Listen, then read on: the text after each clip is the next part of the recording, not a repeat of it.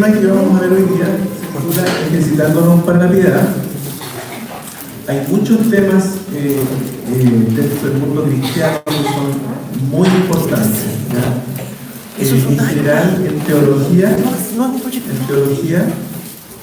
hay doctrinas que son primarias, de orden primario, y hay otro tipo de doctrinas que son de orden secundario, ¿ya? Entonces, las doctrinas de orden primario son todas relacionadas con la salvación del alma. Sí tenemos que ser flexibles, y había escuchar en algún momento de su vida San Agustín de Hipona, que él decía que cuando había desacuerdo había que ser caritativo, es decir, amémonos, ¿ya? Seamos flexibles, amémonos, pero no nos pongamos a pelear en este tipo de doctrinas que son de orden secundario. Pero en doctrinas de orden primario son intransables y tenemos que ser, pero, ¿no es cierto?, rigurosos en eso, ¿ya? El tema que nosotros vamos a tratar es un tema que es de ese orden, de orden primario. Es un tema practicado por la cristiandad desde el primer siglo, ¿ya? Pero que en este siglo nuestro está como un poquito perdido, ¿ya? Y muchas veces se confunde. Justamente tengo una conversación muy linda hoy día con una hermanita, ¿ya? Está presente acá, que no la voy a nombrar, ¿ya? Pero la conversación que teníamos y que está relacionada con el mismo tema. Por eso que este tema es relevante que ustedes pongan atención, ¿ya? Entonces lo que vamos a hacer es ir a la Biblia, que voy a pedir a todos ustedes que abran su Biblia. Y antes de empezar a tratar este tema, me gustaría que ustedes en su hojita esta pregunta, ¿ya? La primera pregunta es: ¿qué entiende usted por piedad? ¿Qué entiende usted por piedad? Eso es lo primero. ¿Qué entiende usted por piedad? Anoten y vamos a pedir que algunos de ustedes me digan qué anotó. ¿Ya? A ver, en esta nave, algún joven que diga qué es o qué entiende usted por piedad. ¿Qué se atreve a decir?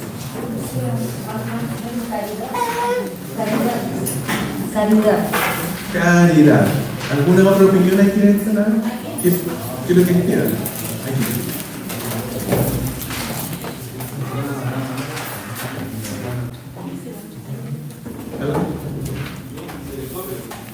Misericordia. En caridad, misericordia. Aquí en esta nave del medio, ¿alguna opinión? Compasión. Hermano Joaquín. Compasión. Sí, muy bien, muy bien. A ver, en esta nave de aquí. Ya lo dijeron. ¿Algo más aquí? ¿En esta nave? ¿Queda? Ya, mi hermano Janet dice temeroso de Dios, pero es que ella ya sabe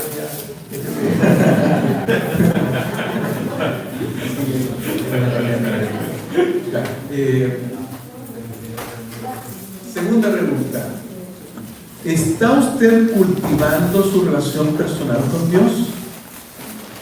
Pregunta: ¿está usted cultivando su relación con Dios? Aquí ustedes tienen que ser sinceros. A lo mejor no saben. A ver, relación personal con Dios.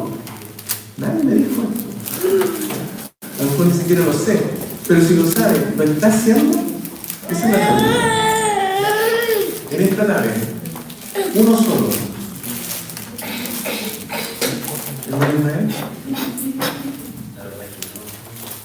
Dice el hermano Ismael, la verdad es que no mucho. Qué bueno es ser sincero, ¿no? Ser honesto.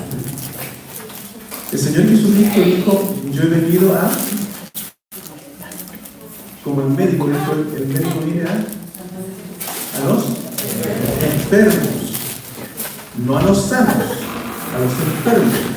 Y cuando uno está enfermo tiene que reconocer que está enfermo, tiene que ser honesto, es decir, yo estoy enfermo, necesito un médico. Así que es muy bueno que seamos honestos. Aquí está la vez. ¿Quiere responder?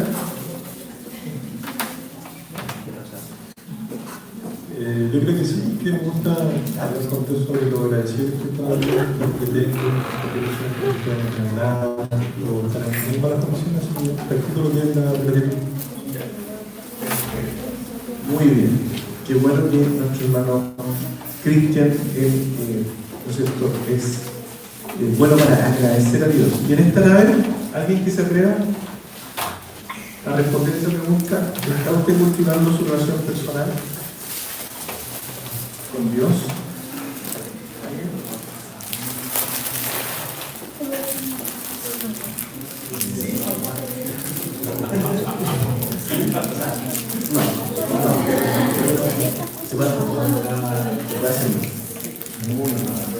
No, pero él reconoce que se puede hacer más. Excelente, ¿ya? Excelente. Veamos qué es esto, ¿ya? Vamos a leer en Primera Timoteo, en el capítulo 4, versículo 7. Primera Timoteo, capítulo 4, versículo 7, porque ahí se nos enseña qué es la piedad. ¿Ya? Vamos a aprender qué es la piedad. Y aquí dice Pablo: desecha las fábulas profanas y de viejas. Ejercítate para la piedad. Hay muchas personas que de repente dicen: ¿y por qué Pablo dijo desecha las fábulas profanas y de viejas? ¿Estará hablando de mujeres viejas? ¿Qué creen ustedes?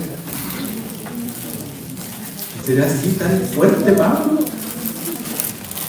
Efectivamente le está hablando de mujeres ancianas, viejas. Está diciendo: desecha las fábulas profanas y de viejas, ejercítate para la piedad. Imagínense ustedes que nosotros desde el púlpito dijéramos eso hoy día acá: hermano, córtenla con las fábulas de viejas, ejercítense ustedes para la piedad. No, ese pastor lo hace en pedazos. ¿No es cierto? Sería como muy ofensivo, pero Pablo está hablando de eso, ¿ya? Sería largo hablarles en el contexto para explicarle por qué dice de viejas, pero se está refiriendo a mujeres ancianas que iban de casa en casa y hablaban de ciertas fábulas, ¿ya? Porque Timoteo era un joven pastor que pastoreaba ¿en qué lugar?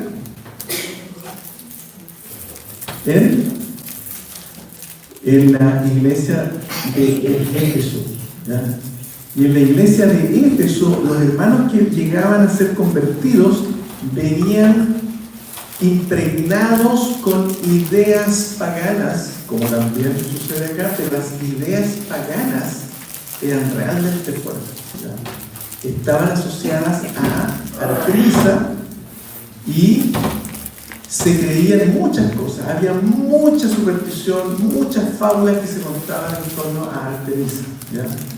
Podríamos alargarnos harto en torno a todo ese contexto, pero no lo vamos a hacer.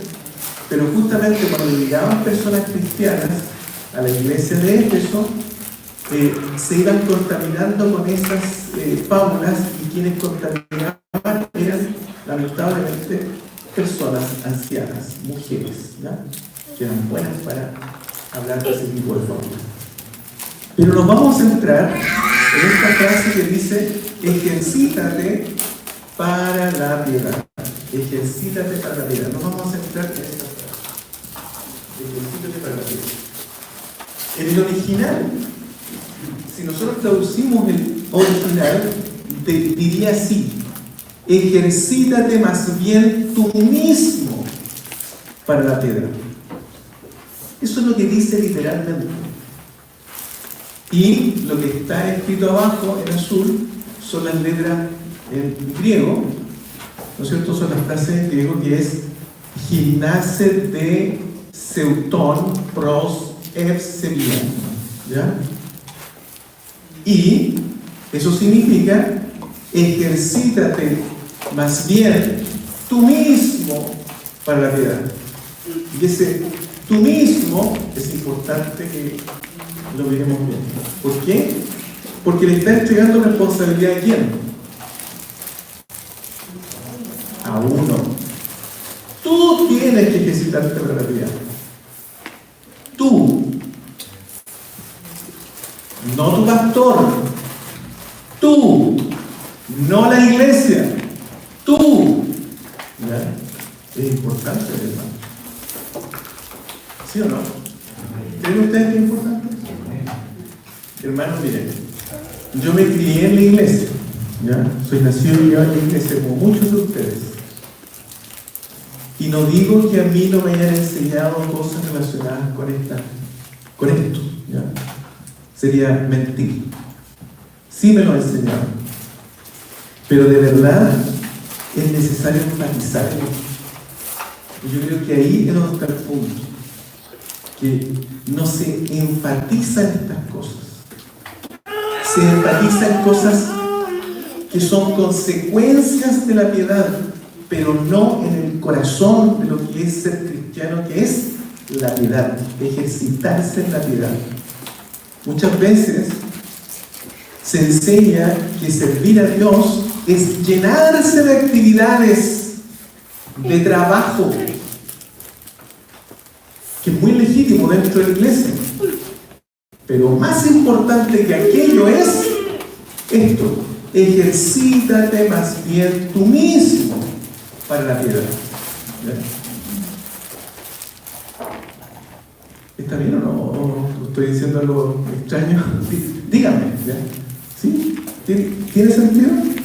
Que muchas veces nos llenamos de actividad, que tengo que hacer esto, tengo que hacer esto otro, y voy para allá, voy para acá.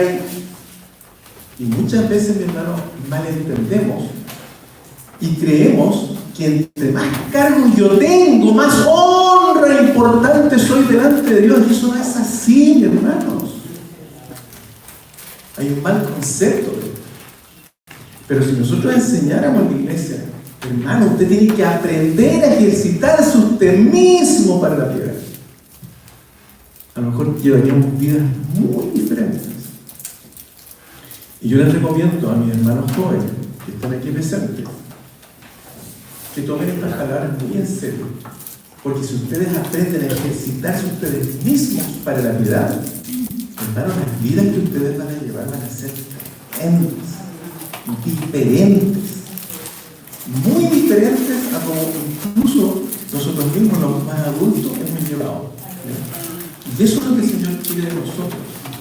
Cuando el Señor dijo que Él quería darnos vida abundante, se refiere a la vida, mi hermano, linda. No que no vayan a tener dificultades en la vida, porque las van a tener, pero cuando uno se empieza a ejercitar en la piedad, es maravilloso, porque uno está cultivando la relación personal con Dios. Por eso es que Pablo habla de esto. Bueno, sigamos entonces con nuestro análisis. Vamos a ver la piedad. La palabra piedad es Ev Sevian. Ev Sevian es una palabra compuesta. ¿Ya? Ev Sevian. La palabra Ev, el prefijo Ev, es el mismo prefijo que tiene la palabra evangelio, ¿no es cierto? Evangelio, mensaje bueno, buen mensaje, en el mismo prefijo. La palabra sevian viene de semomé, que significa adorar. Por lo tanto, sevian significa adoración. Por lo tanto, cuando Pablo está diciéndole esto a Timoteo, le está diciendo: ejercítate tú mismo en la buena adoración. Eso es piedad, es ser un buen adorador. Hermanos amados, miren, no tenemos que perder de vista que cuando el Señor nos creó como raza humana en el huerto del Edén, nos creó ¿para qué? Para adorarle a Él.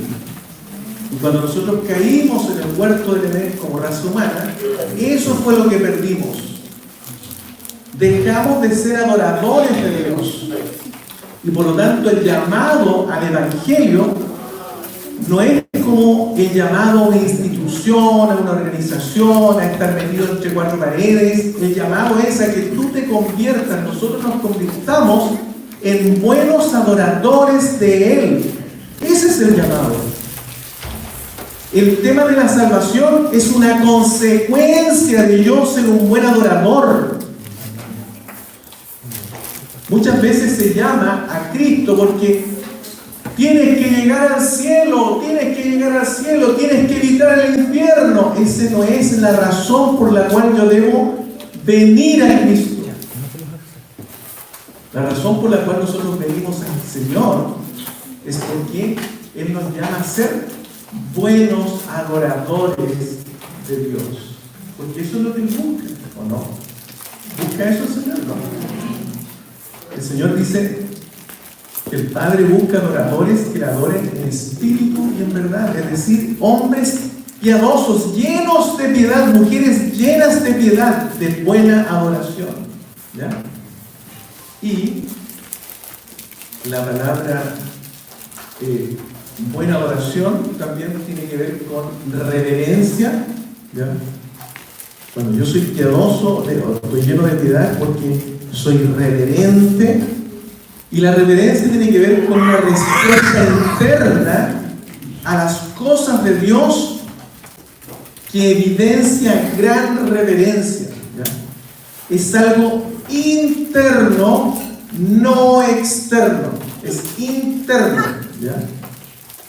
Hay algo interno dentro de mí, ¿no es cierto?, que evidencia que dentro de mí hay gran reverencia. La pregunta es, ¿tenemos reverencia por Dios? Es lo que tenemos que irnos preguntando. Entonces, vamos a explicar un poquito qué significa la palabra reverencia, que también tiene que ver con el temor de Dios. ¿Ya? ¿Qué es lo que ven aquí ustedes? ¿Qué ven ustedes? ¿Se ve o no? Un hombre en una roca mirando al precipicio. Exactamente. ¿No es cierto? Vemos un paisaje así grande, ¿no es cierto? Un hombre en una roca. ¿Y cómo está ese hombre? Está así, ¿no es cierto? Está como, parece que con mucho cuidado está así, mirando por abajo, ¿no es cierto? ¿Cómo creen ustedes que está? ¿En qué actitud? ¿Está de manera así como cuidadosa mirando para abajo o descuidada mirando para abajo? Cuidadosa, ¿no es cierto? No sé si a ustedes les ha pasado, pero una vez yo también estuve en un lugar bien alto. Imagínense que ustedes están en ese lugar, súper alto. ¿Ya? Caminen conmigo, estamos en un lugar súper alto. Imaginémonos que estamos. Vamos a acercarnos ahí. ¿Ya? Ahí está. Y tenemos el tremendo paisaje, sí. ¿Ya? Un tremendo paisaje. Precioso, pero sabemos que estamos en la altura. ¿Cómo vamos? ¿Y qué se produce en nosotros?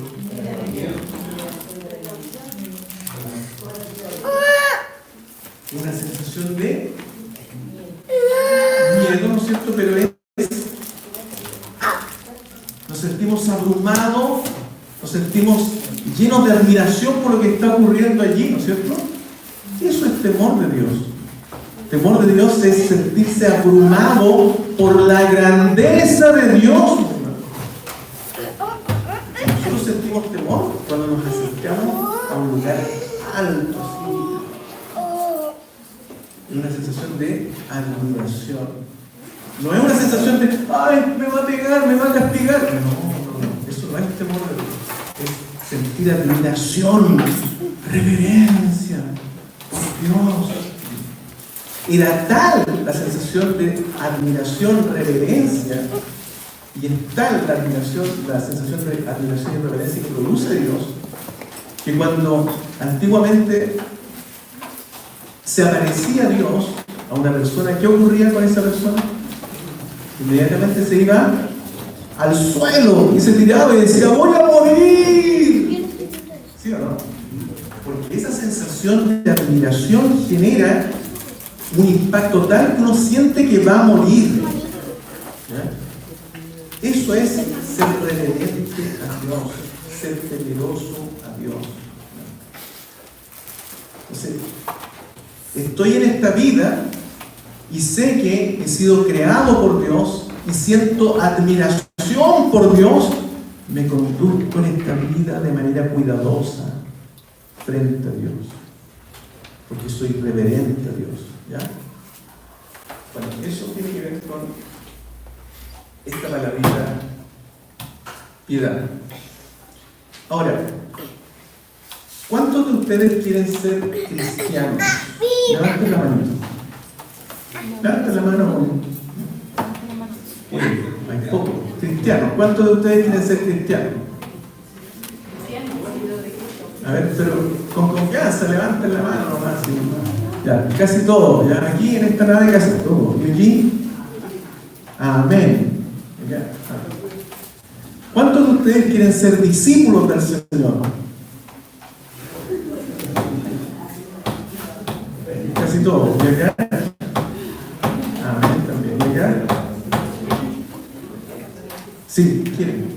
¿Todos quieren? Ya. ¿Cuántos quieren ser discípulos del Señor allí? Todos, casi todos levantaron la mano. ¿Hay alguna diferencia entre ser cristiano y ser discípulo?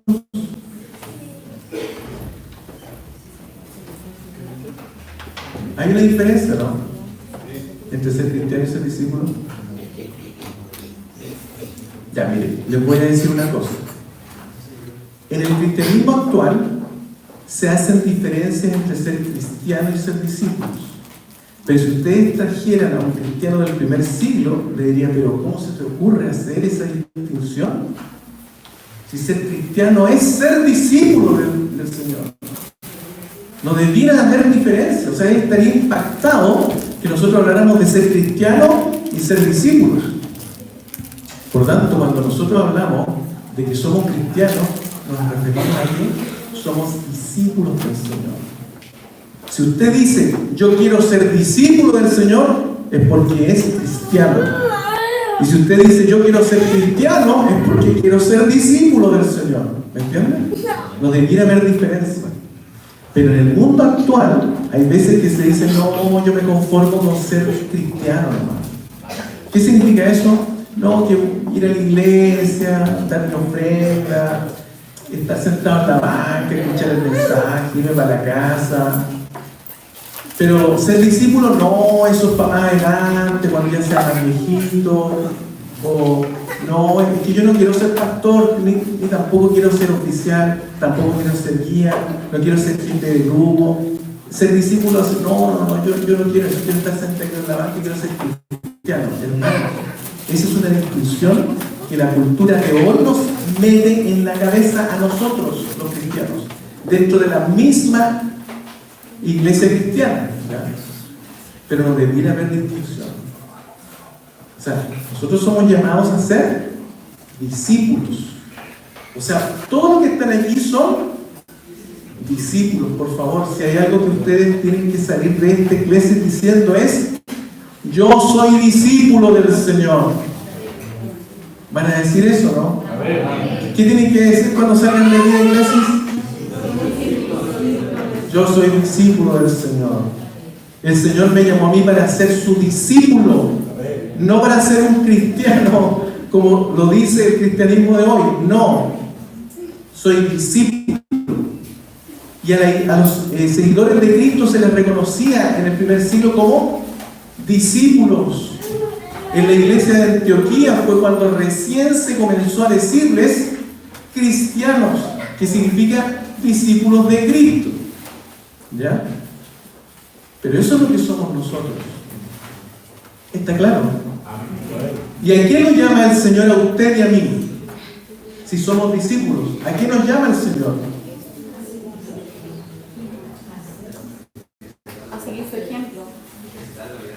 Sí, tenemos que ejercitar la piedad. Como discípulos debemos ejercitar la piedad. ¿Pero a qué nos llama el Señor? A seguir su ejemplo. A ser discípulos. El Señor a usted lo llama para ser discípulos porque quiere que usted haga discípulos.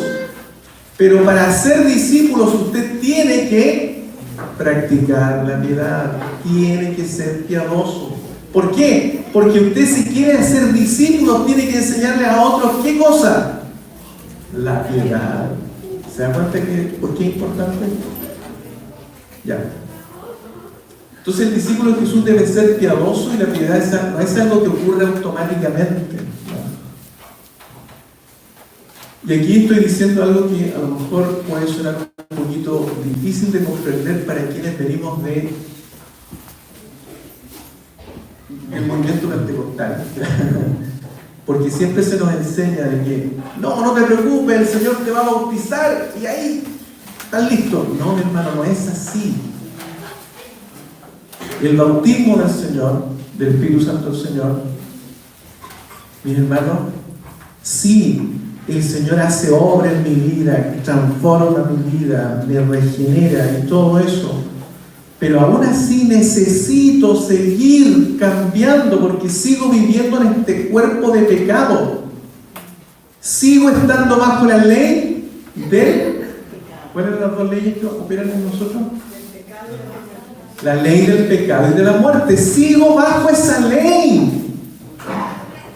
¿Y cuál es la ley que tiene que hacerse más fuerte en mí y en usted? Ya, pues, hermana Jacqueline, la otra parte. La ley del Espíritu de vida en Cristo. La ley del Espíritu de vida en Cristo es lo que me hace ser más piadoso. Y dice la palabra del Señor aquí que debes ejercitarte en la vida. ¿Se da cuenta? Tenemos que hacer eso. Y esto no es otra cosa, mis hermanos, que el resultado de una vida continuamente entregada a Dios, o lo que también el mundo cristiano se conoce como santidad. ¿Ya? Así que, veamos ahora lo que nos dice la palabra ejercita. La palabra ejercita, esa que está allí, ¿no es cierto? La palabra es gimnasó, proviene del original gimnasó, que de ahí nosotros derivamos la palabra gimnasio. ¿Y qué hacemos en un gimnasio? Entrenamos. ¿Y qué más ocurre cuando yo estoy entrenando con mi cuerpo? ¿Qué ocurre? Nos volvemos más fuertes, pero ¿qué pasa? Cuando yo estoy entrenando, hay algo que empieza a ocurrir. El olor, la transpiración, empieza uno a transpirar.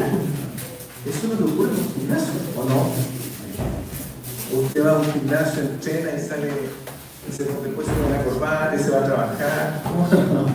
No es así, ¿no es cierto? Uno transpira. Y Pablo, en muchas de sus cartas, hace referencia a lo mismo. Que hay esfuerzo. ¿Ya? Entonces, tenemos que ir al gimnasio para ir entrenarnos o ejercitarnos bien en la vida. Es como decir, entrénate más bien tú mismo para la piedad. Entonces, gimnasia, entrenamiento que requiere disciplina. Cuando usted hace ejercicio y va al gimnasio, ¿es necesaria la disciplina? Sí. Nosotros los cristianos también debemos ser disciplinados. Y por eso es que el cristiano, en el mundo antiguo, se caracterizaba por ser una persona ordenada, organizada, disciplinada. Y hoy día debería ocurrir lo mismo. Y la gente pagana era gente indisciplinada, desorganizada, desordenada. Entonces llegaba un cristiano y era, pero la diferencia inmediatamente. ¿Ya? ¿Pero por qué eran disciplinados? Porque se entrenaban en la piedad. En el primer siglo, para ser discípulo de Cristo, una iglesia o un grupito, porque recuerden que los grupitos se reunían en las catacumbas, andaban escondidos adorando al Señor, así que eran muy cuidadosos para que una persona llegase a ser discípulo del Señor, pasaban como 2 años. No era así como, vengan a Cristo, tomen la decisión, pasen adelante. No, no era así. 2 años no. ¿Por qué? Porque el discípulo tiene que ser capaz de dar la vida por Cristo. Y durante todo ese tiempo había una persona que discipulaba al discípulo en la piedad y le enseñaba a ser capaz de dar la vida por Cristo. Y eso en el movimiento pentecostal ocurría cuando comenzó, pero hoy día no ocurre. No ocurre, lamentablemente. Y el discipulado es necesario que nosotros comencemos a adoptarlo. Las nuevas iglesias que se formen tienen que estar centradas en el discipulado, ¿ya? Y eso ocurre en grupos pequeños, no ocurre en grupos grandes, ¿ya? Se me olvidó lo que iba a decir, pero espero que lo recuerdo. Ya, entonces se requiere disciplina. Ahora, vamos a leer lo que dice en Segunda de Timoteo, capítulo 2, versículo 2. ¿Quién me podría ayudar a leer ese versículo que estoy? Segunda de Timoteo, capítulo 2, versículo 1. ¿Quién me puede ayudar a leer? Hermano Felipe. En el nombre del Señor. Tú pues, hijo mío, esfuérzate en la gracia que es en Cristo Jesús. Amén. Hermanos, el Señor nos ha dado gracia y nosotros vivimos dentro de la gracia que Él nos dio. Pero la gracia de Dios no es incompatible con el esfuerzo, ¿ya? No es incompatible con el esfuerzo. Lamentablemente en el mundo cristiano, donde estamos llenos de ideologías y cosas por el estilo, hay veces que nosotros pensamos que estamos viviendo bajo la gracia, por lo tanto no tengo que hacer nada, ¿ya? Nada. Ahí me quedo tranquilito y que Dios haga toda la obra que tiene que hacer, y Dios Él es el que hace la obra finalmente. Pero la gracia es opuesta a la ganancia. La gracia no es opuesta al esfuerzo. Por eso es que Pablo le dice a Timoteo, esfuérzate en la gracia. Imaginémonos esto, para que ustedes entiendan la diferencia, ¿ya? Imagínense que hay un viento fuerte que está soplando desde allá para acá, ¿ya? Y yo voy y empiezo a caminar en contra del viento, y el viento me echa para atrás porque, ¿no es cierto?, no puedo resistir el viento, ¿sí o no?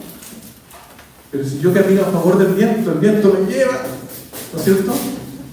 Bueno, así es la gracia me lleva a mí, pero Pablo dice, esfuérzate, es decir, tú mismo ahora empiezas a correr porque vas a avanzar mucho más rápido. Cuando usted camina a favor del viento o corre a favor del viento, se está esforzando y está caminando mucho más rápido. ¿Alguna vez le ha pasado eso, no? Pruébelo. Es súper bonito correr a favor del viento porque uno avanza, pero, ¿no es cierto?, de manera rápida. Eso es lo que está diciendo Pablo. Está diciendo, esfuérzate tú pues en la gracia, ¿ya? Bueno, sigamos. Aquí Pablo siempre trae este tipo de ilustraciones. ¿Qué es lo que ven ustedes? Una carrera, ¿no es cierto? Atletas que están en una carrera. ¿Y ellos se han ejercitado antes o no? Sí, pues ellos se ejercitan. Yo me recuerdo que cuando era joven, me dio por entrar a la escuela de subdiseño de la aviación y yo quería entrar. Bueno, una historia muy larga, voy a contar solamente esta partecita. Yo quería entrar, ¿no? Y me empecé a ejercitar porque me pedían capacidades físicas. Entonces, me recuerdo que me iba al río Biobío, a la costanera del río Biobío, y ahí me ponía a entrenar, a correr, largas horas corriendo, Hasta que un día me encontré con un joven que era atleta de la Universidad de Concepción y nos hicimos amigos y me dijo, ¿qué estás haciendo? No, me estoy entrenando porque quiero entrar a la escuela de suboficial de la aviación y necesito velocidad y todo eso. Ah, me dijo, ¿y tú? Le dije yo, no, yo soy atleta de la Universidad de Concepción. Oye, mira, si quieres velocidad, tienes que hacer esto. Y empezó a practicar conmigo. Tienes que irte al Cerro Chepe, porque andábamos por ahí cerca del Cerro Chepe, en Tito Cruz, y tienes que subir el cerro, pero a toda velocidad, lo que más puedas. Y a medida que te vayas entrenando y vayas alcanzando más altura, más veloz te vas a hacer en lo plano. ¿En serio? Sí, hagámoslo. Y empezamos a correr ahí. Hermano, ¿y sabes qué es verdad? Uno agarra velocidad. Bueno, él me estaba discipulando en velocidad. Es lo mismo que yo tengo que hacer con otros, pero en la piedad. ¿Ya? Entonces, ellos se entrenan y aquí están corriendo. Y Pablo dice en relación a esto lo siguiente. Por favor, busquen esa referencia y completen la oración. Dice, ¿no sabéis que los que corren en el estadio, todos a la verdad corren, pero uno solo se lleva el premio? ¿Y qué más dice? Primera a los Corintios, capítulo 9, versículo 24 y 25.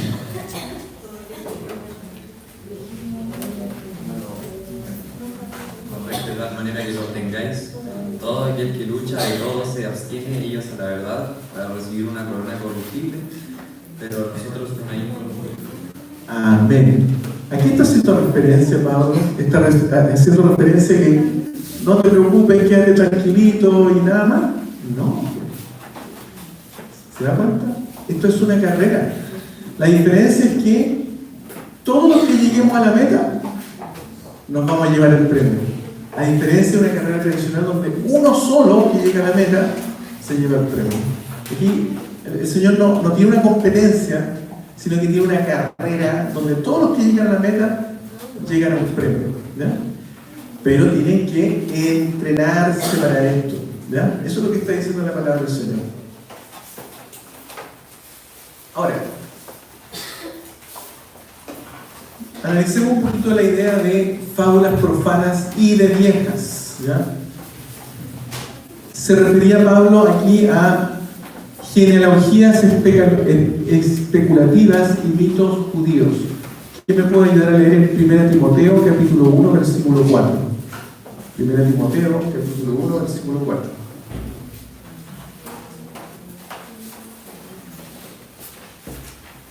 ¿Quién me ayuda a leer?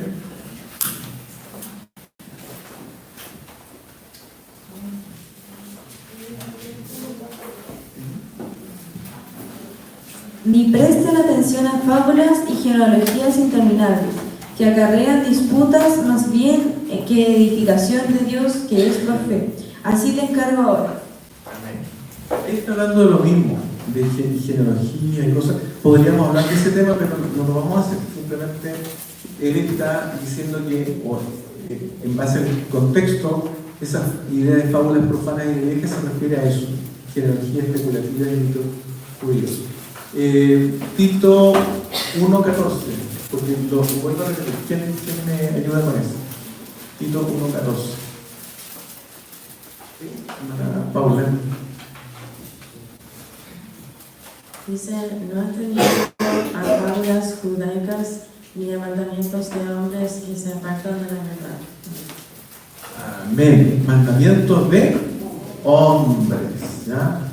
Ya. Después vamos a hacer una aplicación de eso acá. Legalismo ascético. 1 Timoteo capítulo 4 versículo 3. ¿Quién me ayuda a leer esa parte? Prohibirán casarse y mandarán abstenerse de alimentos que Dios creó para que con acción de gracias participasen de ellos los creyentes y los que han conocido la verdad. Amén. ¿Se dan cuenta? Temas relacionados con no te cases, no comas, no bebas, etc. ¿Ya? Especulaciones místicas o gnósticas Leamos primero segunda a Timoteo capítulo 4, versículo 4, porque está dentro del mismo contexto. ¿Qué es lo que dice esa mano fuerte?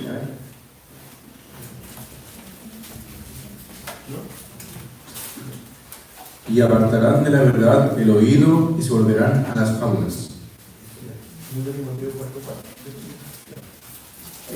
Colosenses 2:18. ¿Quién tiene esa?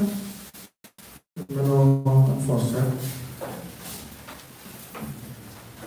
Dice, nadie os prive de vuestro premio, dejando humildad y culto a los ángeles, entremetiéndose en lo que no ha visto, vanamente hinchado por su propia mente carnal. O sea, se metían con la idea de culto a los ángeles y cosas relacionadas con ese estilo, y él le dice, no tienen idea de eso y están enseñando esas cosas. No les priven ellos de vuestra salvación, ¿no? Dice Pablo en relación a eso. Ahora, hagamos una aplicación de esto. En esta época, ¿cuáles serían fábulas profanas y de viejas? Bueno, tradiciones legalistas o supersticiosas. A ver, nómbrenme una tradición legalista que ustedes conozcan.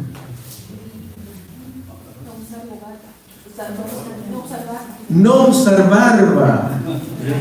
No uses barba, porque si no te vas a ir al infierno, o el Espíritu de Dios no te ha quemado aún. Así que por favor, córtate la barba, porque eso significa que el Espíritu de Dios te ha quemado. Eso es algo que no tiene nada que ver. Nada que ver con la salvación. ¿Ya?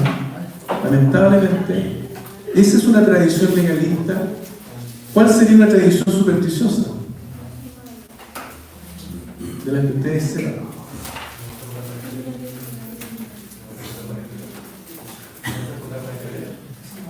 Ya, pero dentro del cristianismo de hoy, ¿ya?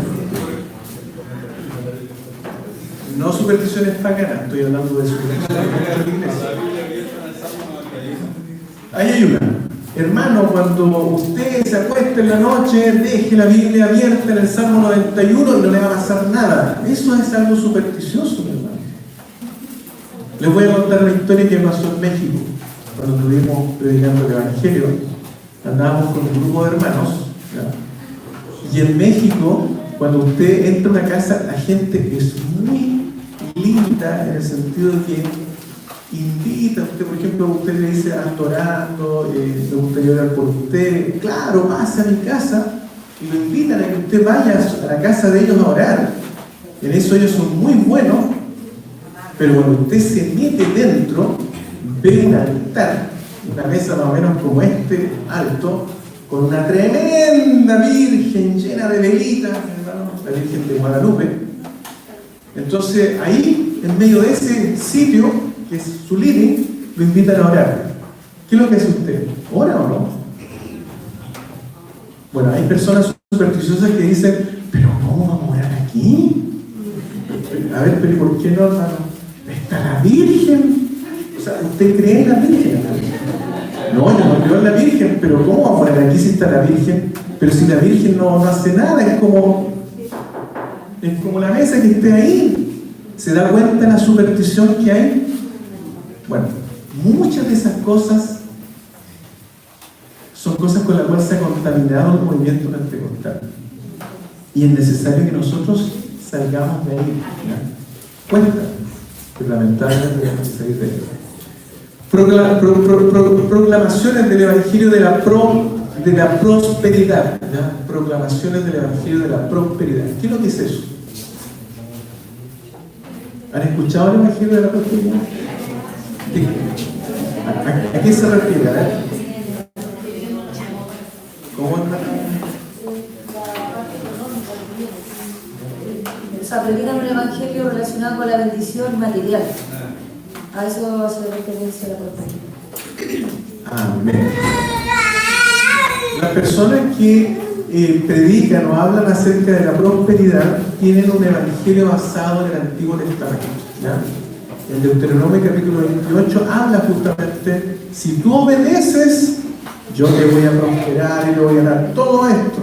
Si tú desobedeces, las maldiciones van a ser esto. ¿Se dan cuenta? A eso se le llama teología retributiva, ¿ya? Ellos tienen lamentablemente un concepto distinto de lo que es el Evangelio, ¿ya? Es otro Evangelio. El Señor, mis hermanos, miren, imagínense ustedes, la eternidad, imagínense que es una instancia de este tamaño. ¿Me entienden? Esa es la eternidad. Y la vida suya, íbamos a ser como estos pámpanos, que tenemos rico fruto. ¿Y cuál es el fruto? ¿Cuál es el fruto?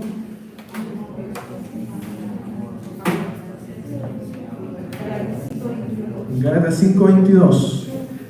Amor, gozo, paz, paciencia, benignidad, bondad, fe, mansedumbre, templanza. Contra tales cosas no hay ley. Es un solo fruto que tiene 9 sabores, ¿ya? Contra tales cosas no hay ley. Es decir, puedes crecer todo lo que tú quieras en eso. No hay límite para ti. El único límite eres tú, nada más. Y eso fue lo que dijo el pastor Huber en 1909 cuando le preguntaron: pastor, ¿qué impide que nosotros tengamos un avivamiento como un derramamiento del Espíritu como lo que ocurre en Hechos 2? Ninguno. No hay ningún impedimento excepto el que esté en nosotros. Entonces no le pongamos límite al fruto que el Espíritu Santo, Señor, quiere producir en nosotros, ¿ya? Todos los cristianos están invitados a disfrutar a Dios y sus obras mediante prácticas espirituales. O sea, hay prácticas espirituales. Las prácticas espirituales, mis hermanos, son como la respiración.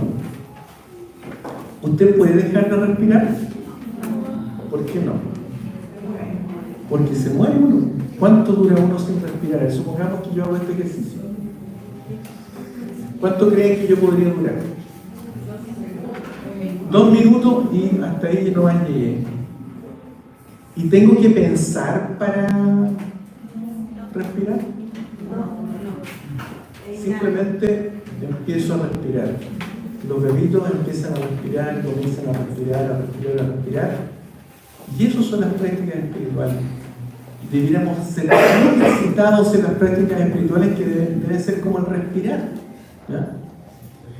El respirar. ¿Y por qué voy a hacer estas prácticas espirituales?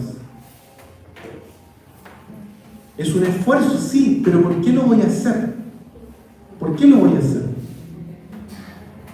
Porque lo único que quiero es mostrarle amor a Dios. Nada más. Porque soy un adorador de Dios. ¿Se dan cuenta, no? ¿Por qué usted, por ejemplo, va a lo mejor y le lleva una tacita de café o pancito a una persona que está viviendo bajo el puente y usted dice: voy a hacer esto para el Señor? ¿Lo hace por quién? Por Dios, por amor a Dios, ¿no es cierto?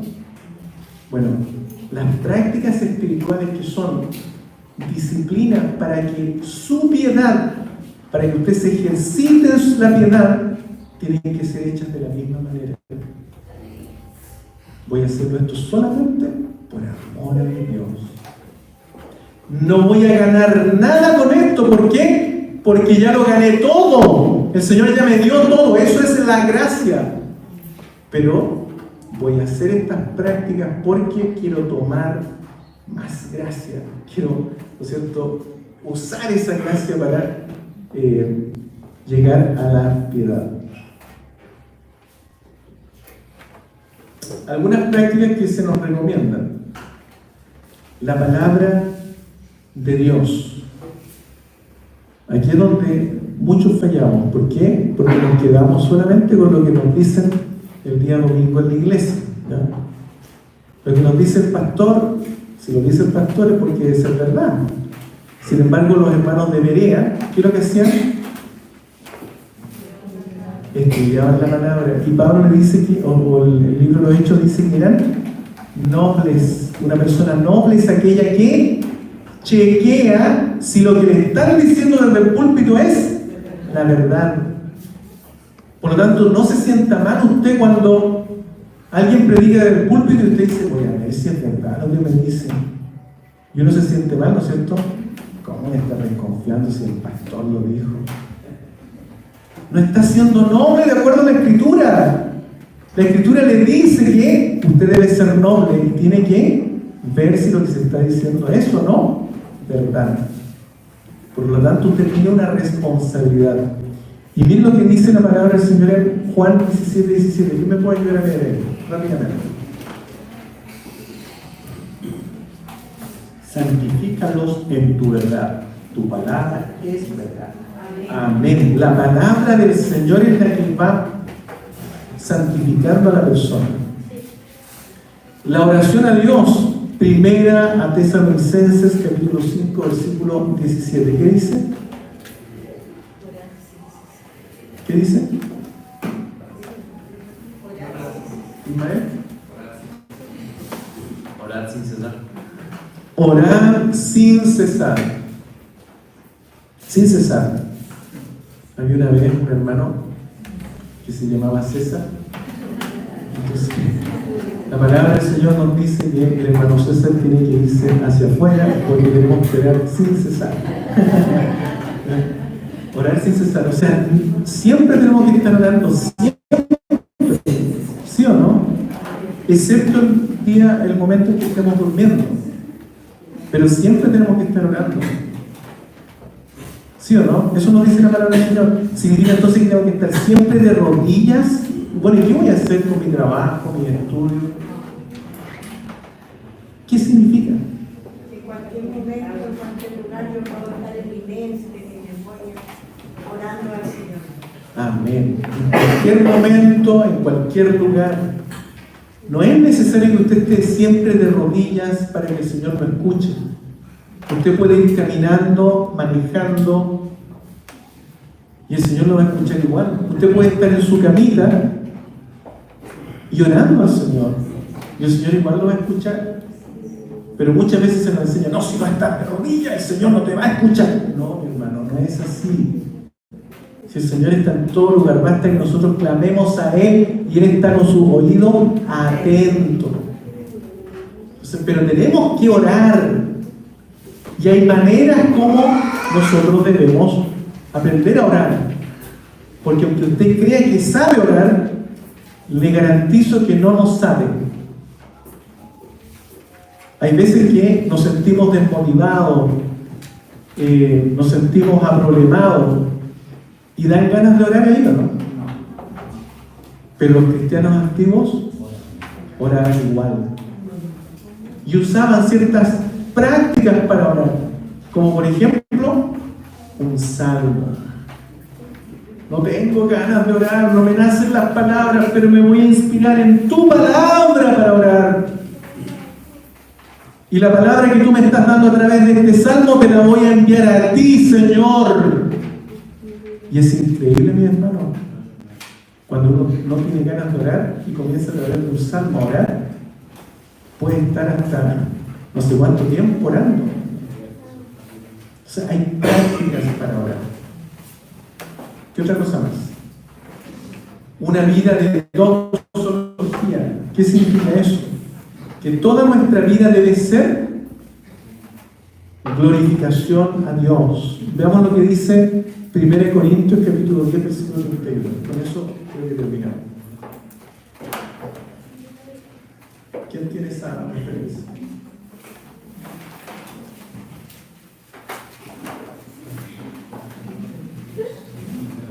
¿Alguien la tiene? 1 Corintios 10, 31. Yo la tengo acá.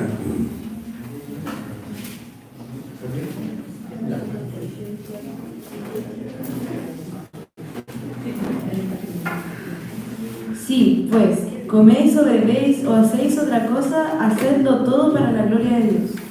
Amén. Entonces nuestra vida debe ser glorificar a Dios. Si coméis, si bebéis, Si hacéis cualquier otra cosa, todo debemos hacerlo para la gloria de Dios. No se olvide nunca eso. Muchas veces nosotros hacemos cosas y no pensamos en glorificar a Dios a través de ellas.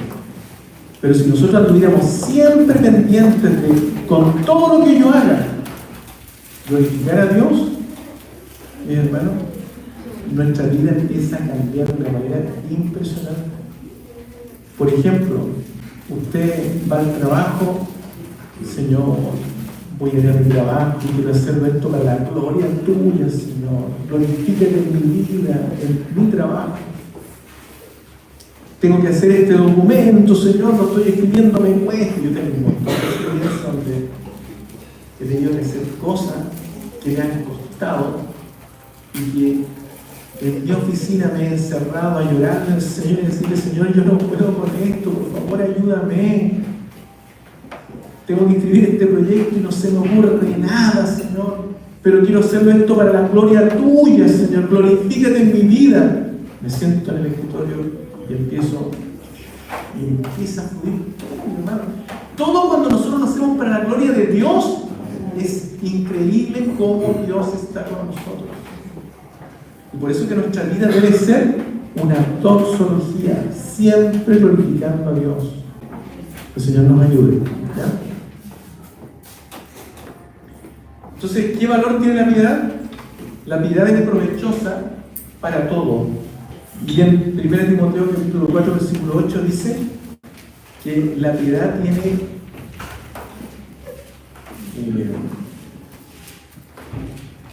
4, versículo 8 dice, lo voy a leer yo. Porque el ejercicio corporal para poco es provechoso. A todos los que hacen ejercicio en el gimnasio, miren lo que dice la palabra del Señor. Porque el ejercicio corporal para poco es provechoso. No está diciendo que no lo hagan, pero dice no tiene mucho provecho, ¿ya? Pero la piedad para todo aprovecha. Y dice, pues tiene promesa de esta vida presente y de la venidera. ¿Se da cuenta? O sea, el mejor proyecto en el cual nosotros podemos embarcarnos como jóvenes es en ejercitarnos para la piedad. Por eso, hermanos, tenemos que ser eso. Dios no solo desea llevarnos a vivir con Él, sino hacernos personas en las que Él pueda habitar ahora. Y por eso es que Pablo, en esa referencia, dice, no os embriaguéis con vino, en lo cual hay disolución, más bien ser llenos del Espíritu Santo. Preguntas para reflexión. ¿Estoy ejercitando mi fe o solo acumulando información? Usted vino a Clesio, ¿cierto? ¿Va solamente a acumular información o va a practicar su fe? Tenemos que ejercitar la fe. Si usted se va de Eclesis y dice, oh, que estuvo lindo, mi cabeza creció harto, pero mi vida espiritual sigue igual, estamos mal. Usted tiene que ejercitar su fe. ¿Qué debo practicar con mayor intención? Pensemos un poquito. La piedad, pero para llegar a la meta, la piedad, puedo leer la escritura, orar, llevar una vida de doxología. ¿Qué es lo que le falta a usted? Piensen, anótelo, respondan al Señor, ¿ya? ¿Se nota progreso en mi vida piadosa? Otra pregunta, reflexión. Respóndese usted. ¿Nota progreso en su vida piadosa? Eso es lo más importante.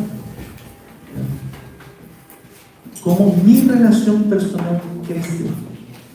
Fíjense ustedes que había un pastor que dijo unas palabras que a mí me impactaron mucho. Me dijo, nos dijo en realidad, nada puede interponerse en mi relación personal con Cristo. Nada. Y esto fue lo que me impactó. Ni siquiera mi ministerio puede interponerse en ese vínculo que tiene que formarse entre yo y Cristo. nada puede quitar con eso. Y muchas veces el ministerio también se interpone. Bueno, ¿se nota progreso en la vida espiritual? De acuerdo a esa pregunta. No sé si hay alguna pregunta antes de finalizar. No sé si ya todo para la gloria del Señor. ¿Sí? Que he escuchado harto cuando, por el tema que hablo hace rato ya, el tema de las ventanas, el tema de los triángulos, he escuchado mucho que la gente dice como, ya, pero yo no puedo hacer piedra, pero tropiezo para el otro. Como debería ocuparme siempre tenerlo como presente ese tema, como intentar como no hacerle mal a nadie, como no hacer temas, pero estar como mucho cuidado en eso. Como por lo mismo, porque qué sé yo, una caída cerilla que no puede tomar, cosas así. No sé si uno debería tenerlo presente o al final es como cosas de ellos.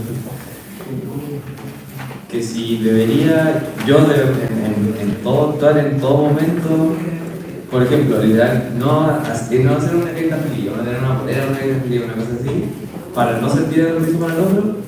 O al final, si yo me preocupo de eso y intento preocupar de otras cosas, que es más importante, es mejor eso al final de cuentas y...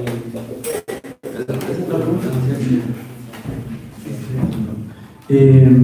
Lo que pasa es que uno debería, por eso es tan importante la instrucción dentro de la iglesia, ¿no? Y nosotros deberíamos ser capaces de instruir que esas cosas no son relevantes. O sea, el tema de si la caída feliz o no de Dios no es algo relevante. Y la palabra del Señor también dice que nadie os juzgue en comida, en cosas. Si uno utiliza una polera que tiene una carita feliz, y alguien piensa mal, es problema de él nomás. O sea, no puedo yo estarme cuidando de todas las cosas que para mí no son motivo de mala conciencia. Es más un tema de educación. Por eso es tan importante la instrucción de nuestra vida. Muy buena pregunta. ¿Alguien más? ¿Alguna pregunta? ¿O cerramos? ¿Sí? ¿No hay pregunta? ¿Sí? Venga. A la luz de lo que hemos conversado, lo que hemos aprendido esta mañana, creo que es relevante el tema y es importante el tema de donde uno se congrega en relación a las enseñanzas que se está haciendo un paralelo con uno de los temas de ayer en cuanto a nuestros enemigos. Y me pasó el otro día, estaba reflexionando y conversando con mi esposo, él hacía una broma respecto de que todos le echaban la culpa al enemigo. Cualquier cosa que pasaba era el enemigo. Hoy me peleé con otra persona, este enemigo que se me... Y lo escuchaba, ya que me crié dentro de la iglesia, siempre lo escucho. Si había alguna diferencia, por ejemplo, entre los hermanos, el enemigo se mete y deja la embarrada. Entonces, a la luz de lo que conversamos ayer y hoy lo que uno escucha, uno muchas veces piensa eso, de que el enemigo se mete en todo, pero ayer entendíamos que tenemos la lucha contra nuestros enemigos, nuestros verdaderos enemigos son la carne. Una de ellas es la carne y dentro de las obras de la carne no hay enemigo. Yo creo que, y eso quiero, si usted nos puede explicar, ¿cómo es de importancia de que lo que nosotros escuchamos o la iglesia en la cual estamos es de suma importancia para poder llegar a esta vida de virtud o de piedad? Porque en realidad uno lo mira, ahora yo que soy adulta, soy mamá, ¿no es cierto? Ahora tengo otra perspectiva que tal vez la juventud no la tiene. Porque hoy en día hay cosas que nos llaman la atención en una iglesia determinada. Llegamos porque, no sé, porque me gusta la música, me gusta el grupo juvenil que está, pero es poco lo que buscamos en cuanto a llegar a este camino de piedad. Muy buena pregunta. ¿Nos podría dar para largo para responder esa pregunta? Solamente me gustaría explicarlo de esta manera. ¿Ya? De esta manera. Supongamos que usted va a una iglesia, a un hospital, ¿ya? El hospital del barrio, donde usted vive, hay un hospital. Y en ese hospital, ¿usted qué va a buscar? va a buscar salud, ¿no es cierto? Va a buscar salud. Entonces usted va al hospital porque tiene alguna enfermedad y se da cuenta que en ese hospital no atienden los médicos son desordenados, las enfermeras no son limpias para los procedimientos, está todo sucio. ¿Qué es lo que hace usted? ¿Sigue en el mismo hospital o dice, no, pues el hospital? Me voy del hospital, ¿sí o no? Me voy del hospital porque no voy a tener buena salud física, ¿no es cierto? Me voy del hospital y voy a buscar un hospital mejor, ¿no es cierto? ¿Por qué? Porque usted valora su salud física. Bueno, usted diría, por ejemplo, ya, estoy en el hospital del barrio, no me entregan buena salud, todo sucio, todo cochino, no sé, ¿ya? Y usted dice, no, pero es que este hospital lo construyó mi abuelito. Este hospital, aquí participaron mis padres dando dinero en este hospital para la construcción. En este hospital, no sé, mi tía, que ya falleció, ella donó para la camilla. Entonces, ¿cómo me voy a ir de este hospital? ¿Diría eso usted o no? Dígame, ¿lo diría? No, pues igual, no, aquí en este hospital no me están entregando buena salud física, tengo que irme a otro lugar para que me den buena salud física. Entonces, si usted valora su salud física de esa manera, ¿cuánto más la salud espiritual? ¿Se da cuenta? Si ese es el problema, ese es el tema. Pero hay mucha gente que no valora su salud espiritual. Valora otras cosas en relación a lo que está ocurriendo en ese lugar. La relación con los pacientes, por ejemplo. No, que aquí están todos los enfermos con los cuales yo me he criado, ¿no es cierto? Pero bueno, estoy en tan mala salud, pero aquí estoy con mi amigo, ¿sí o no? Estoy valorando otras cosas, pero ¿qué no estoy valorando? La piedad. En este hospital no me enseñan nada acerca de la piedad. No les preocupa eso. Pero la paso bien con mi amigo, ¿cierto? No, mi hermano, nuestra vida es de un solo tiro. Usted fue llamado acá, a esta tierra, fue puesta en este escenario de la tierra para adorar a Dios. Y yo tengo que buscar cómo ser un buen adorador. Y una iglesia es como un hospital. Aquí estamos todos los enfermos y andamos buscando salud espiritual. Y en este lugar tiene que proveerse buena salud. Y las personas que van al frente, ellos están diciendo, como los doctores, tómese este medicamento para esta enfermedad del pecado. Pero ellos tienen que tomárselo primero. Las personas que van al frente en una iglesia son las que tienen que decir, yo me tomo este medicamento que me hace bien y por eso se los recomiendo a ustedes. Pero yo me lo estoy tomando el medicamento. Pero no, tómense ustedes el medicamento y yo no me lo tomo, y yo hago lo que quiero. No, así no funciona. Eso no es una iglesia. Por lo menos no es una iglesia sana. ¿No? No sé si te respondo más o menos. Bueno, vamos a finalizar aquí porque ya es tiempo para la segunda primera.